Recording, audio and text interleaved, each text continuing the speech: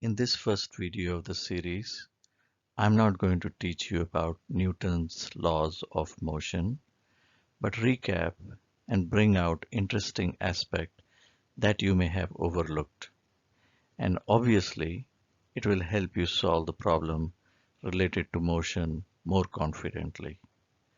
I have divided into 3 videos, one for each Newton's law of motion, and in this video, we will focus on Newton's first law. Let's begin. In this slide, let's recap the Newton's first law with familiar examples we all know. First example is an object at rest in space. Here there are no forces acting on an object.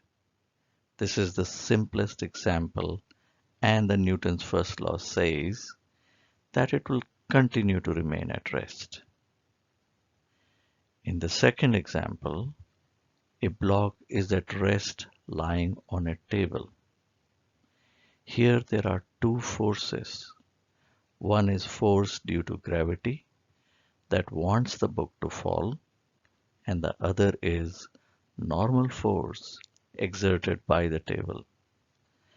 Since there is no motion up or down, we are very confident that the net force must be equal to zero due to Newton's first law, and we confidently write N is equal to mg. The third example is same as the second example with a difference that it is given a horizontal force F so as to move the block with a constant horizontal velocity. You are asked if the friction force is less than F, equals to F, or greater than F. When there are multiple forces, it is a very good habit to draw a free body diagram, which is all the forces seen together. A vector, after all, has magnitude and direction, but it can have any starting point. So why not take advantage and move the vectors in such a way as to be seen originating from a point which we call as free body diagram.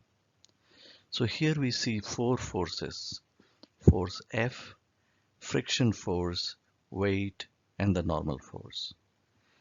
Now we apply the Newton's first law that if the object is moving with constant horizontal velocity, the sum of the horizontal force must be zero, or force of friction must be same as the applied force F.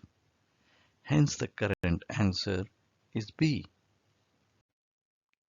Now let me focus on next two examples where you see force being acted upon, and yet the Newton's first law can still be applied in a limited way.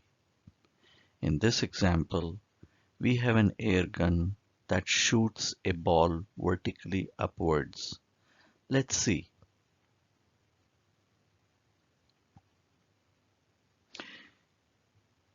Here you cannot apply Newton's first law in vertical direction, but in x and z direction there is no force, and so the ball will continue to remain at rest in x and z direction.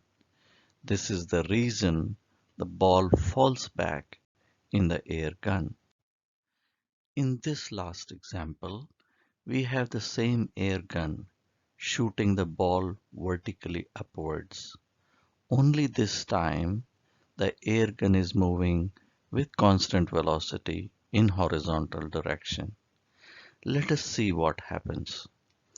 Here again, we cannot apply the Newton's first law in vertical direction, but we can still apply Newton's first law in x and z direction.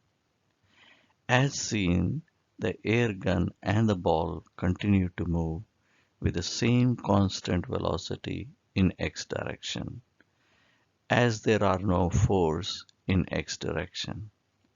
In z direction, both air gun and ball are at rest, and it continues to remain at rest because there is no force in z direction. This is the reason the ball falls back to the air gun. So let me summarize. I hope by now you're convinced that Newton's first law is valid in each separate dimension.